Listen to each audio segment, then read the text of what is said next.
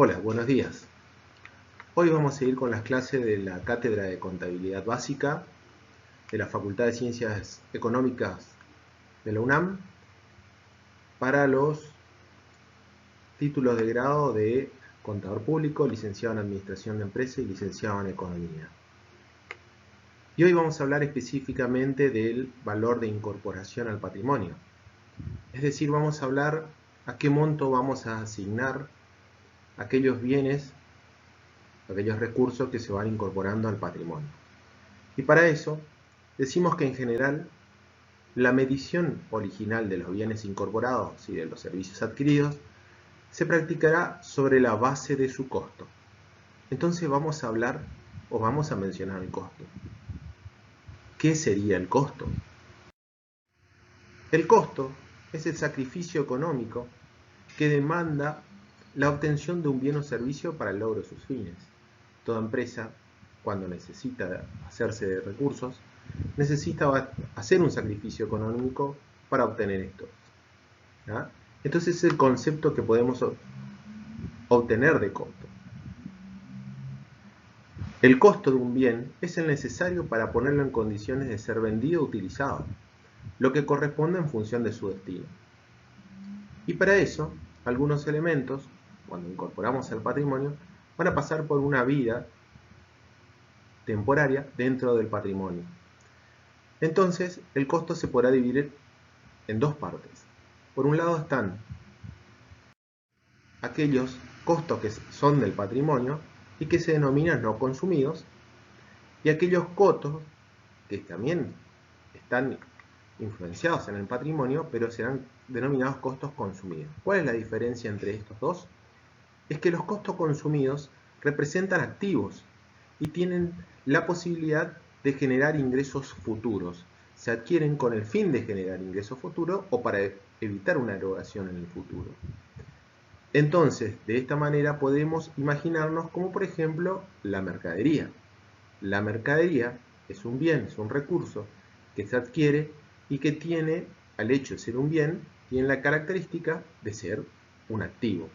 Y a esto se denominan costos no consumidos. Ahora bien, esta mercadería, una vez que se haya incorporado al matrimonio y se exponga para ser vendida, luego de su venta esa mercadería se irá, se retirará del patrimonio y se convertirá en un resultado negativo, es decir, en un costo consumido. Los costos consumidos son resultados negativos y son aquellas erogaciones que se hicieron y que ya generaron ingresos o también pudieron haber perdido la capacidad de generar ingresos. Siguiendo el mismo ejemplo de la mercadería, podría darse el hecho de que esa mercadería estaba en condiciones de ser vendida y por alguna razón se destruyó, se perdió, se quemó o se lesionó de tal manera que no podría ser vendida. Entonces eso para la empresa resultó ser una pérdida. En consecuencia también pierde la capacidad de generar ingresos. Entonces, de ser un costo no consumido, un activo, se convierte en un costo consumido, un resultado negativo. Si fuese un hurto, por ejemplo, se convertiría en pérdida por hurto. Una vez identificados los conceptos de costos consumidos y no consumidos, podríamos entonces imaginarnos algún ejemplo con respecto al valor de incorporación al patrimonio. Vamos a suponer, si hoy 11 de mayo deseo comprar 2 televisores y para ello cuento con 20.000 pesos en efectivo. Con eso dispongo.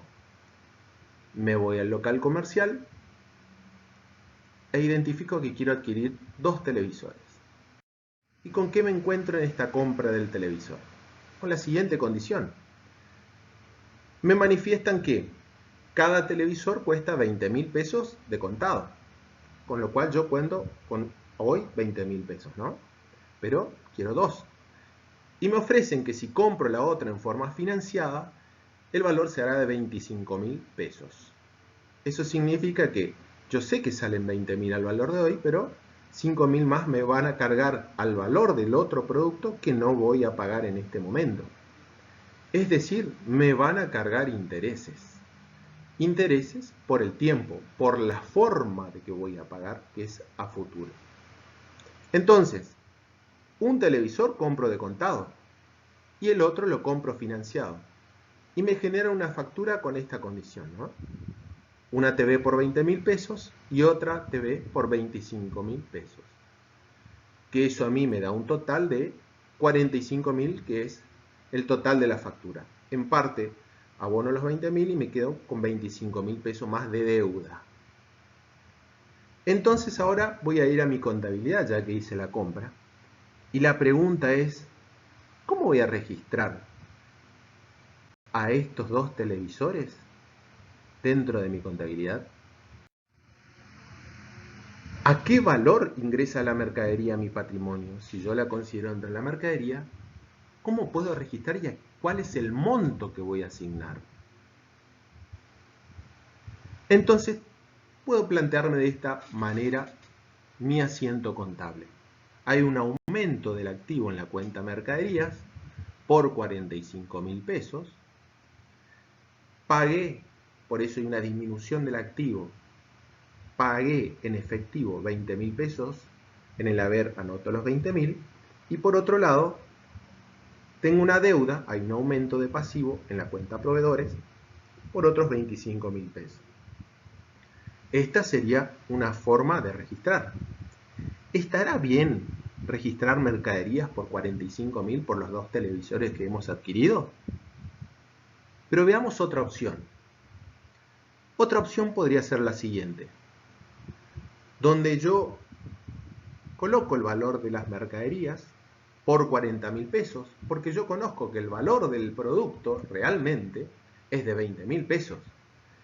Pero como voy a pagar una de las mercaderías dentro de un tiempo, dentro de un plazo, también tengo que pagar intereses si transcurre todo ese plazo. Entonces voy a utilizar una segregación de cuentas, donde mercaderías registro por 40.000 en el momento de activo, registro en una regularizadora de pasivo intereses negativos a vengar, como manifestando estos son los intereses que van a transcurrir por el transcurso del tiempo, que son 5.000 pesos. Hay una disminución de activo en la cuenta caja porque pagué 20.000 en efectivo y tengo una deuda de proveedores por otros 25.000 pesos. ¿Cuál de estas dos sería la correcta? La primera no lo es. La segunda es, tengo que generar siempre la registración de los bienes adquiridos a su valor de contado. Siempre a su valor de contado. Y a esto sumarles los gastos necesarios para ponerlo en condiciones de ser vendidos o utilizados según sea el caso y descontarles los descuentos o bonificaciones. En forma resumida, así quedaría el valor de incorporación. El valor de incorporación de un bien adquirido se conforma por lo siguiente: al valor de contado, es decir, que de ahora en más siempre tengo que buscar el valor de contado, sumarle los gastos necesarios para ponerlo en condiciones de ser vendido o utilizado, y restarle en caso de que hayan bonificaciones o descuentos. Con esto voy a obtener el valor, el costo de incorporación al patrimonio de la mercadería adquirida, y es el monto que tengo que asignar en el debe al momento de registrarlo. Desglosando esto, ¿qué es el valor de contado? Al valor de contado siempre tenemos que encontrarlo o identificarlo sin intereses, como bien hicimos en la segunda registración. Separamos los intereses del valor de contado. El valor de contado tiene que ir sin los componentes financieros, que es en estos casos por darse en intereses, que hay de dos tipos, los implícitos y los explícitos, que hablaremos seguidamente. Pero ¿qué pasa si yo busco el valor de contado y no lo encuentro, no lo tengo al día de hoy? Puede ocurrir que alguna operatoria yo tenga el valor de futuro, yo sepa que tengo que pagar tanto, a un monto determinado, a tal fecha, pero desconozco el valor de contado. Entonces tengo que buscar, como bien manifestábamos recién. ¿Cómo? Me baso en operaciones anteriores. Me baso en operaciones anteriores del mismo producto y la misma mercadería, en facturaciones o compras o hechos que hayan registrado hace poco tiempo dentro de un tiempo que sea razonable. Pero ¿qué pasa si aún así no tengo el valor de encontrado, no lo haya encontrado, y a su vez no tengo operaciones anteriores en que basar? La norma me permite también encontrar un valor de contado estimado.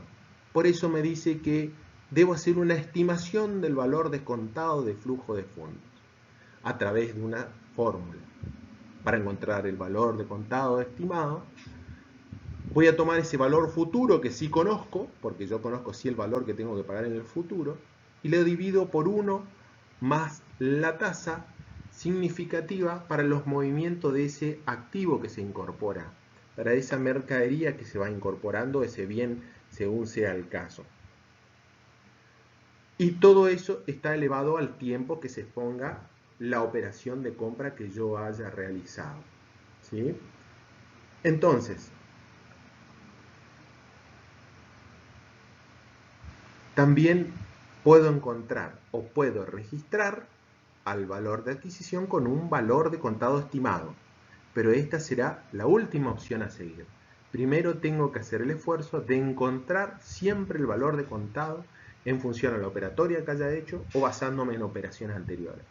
Y como última opción, podré utilizar este valor de contado estimado.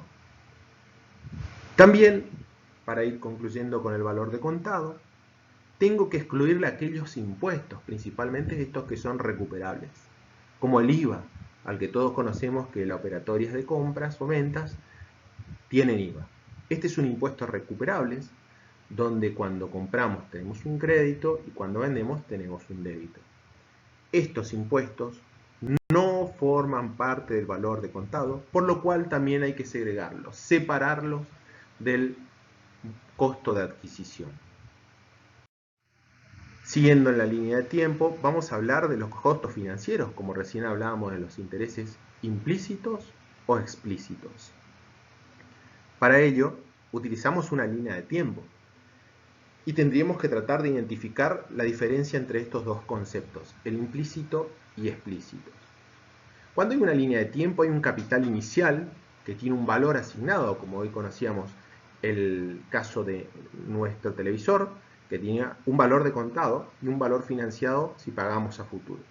Como en este pequeño ejemplo, hay un capital inicial, un valor inicial, un valor al momento cero, y si se aplica una tasa de interés a futuro, se va a lograr obtener a futuro también un valor de contado más la suma de los intereses que nos va a dar un valor financiado, un costo financiero al final, un capital final.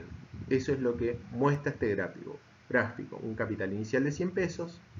Si hay intereses por un tiempo de 10 meses, el capital final será de 110. ¿Por qué? Porque el 110 está conformado de 100 pesos de capital inicial más 10 pesos de intereses por el transcurso de estos 10 meses. Ahora, ¿qué datos podremos tener? En algunos casos podremos encontrarnos con aquellos intereses implícitos o explícitos. Los implícitos son aquellos intereses en los cuales yo conozco el valor futuro, el valor financiado, conozco el valor que tengo que pagar después de un tiempo. Eso es lo que conozco. Pero lo que yo desconozco, lo que no tengo conocimiento es del valor de contado. Entonces tengo que buscar, para aplicar el concepto de valor de incorporación, el valor de contado de alguna manera. Y para eso tendré que seguir lo que manifiesta la norma. Mientras que en los intereses explícitos, yo conozco bien el valor de contado, sé cuál es el valor de hoy, pero como lo voy a pagar a futuro, tengo que hacer unos cálculos para llegar al valor financiado total. Entonces, básicamente, esas son las diferencias. En los implícitos está dentro del valor total, que es el valor financiado, está compuesto por su valor de contado, que desconozco, y los intereses.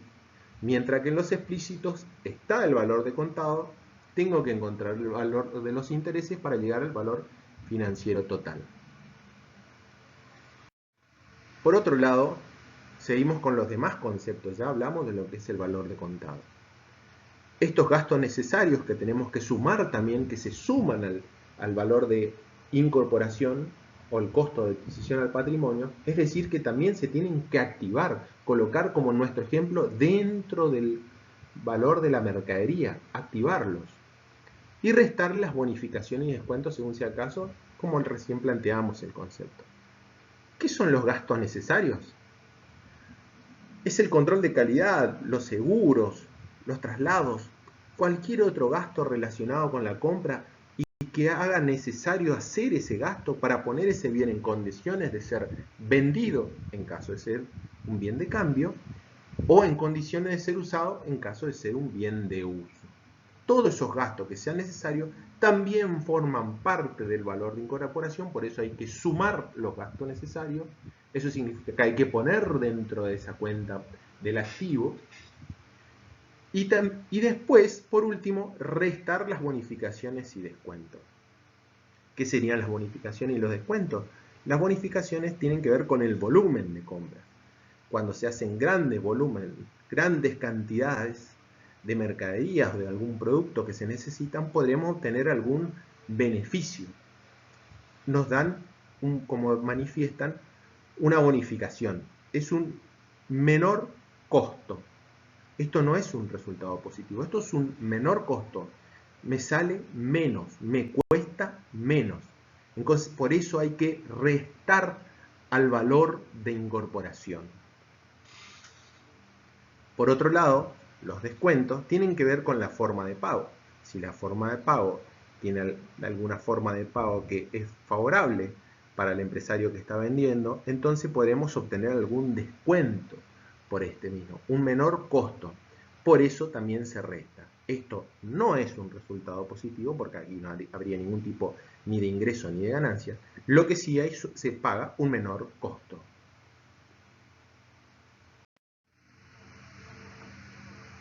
Ya hablamos de los bienes adquiridos, el valor de incorporación de los bienes adquiridos.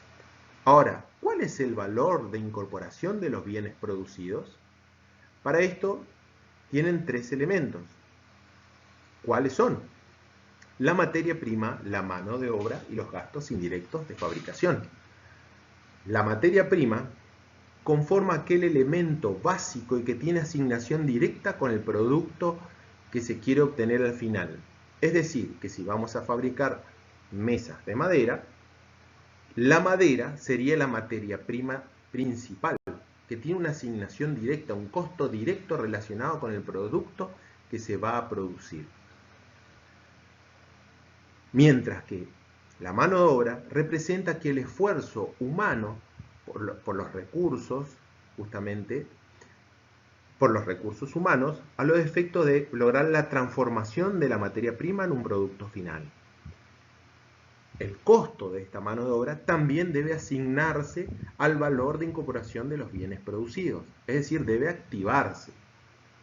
Y así también los gastos indirectos de fabricación o carga fabril.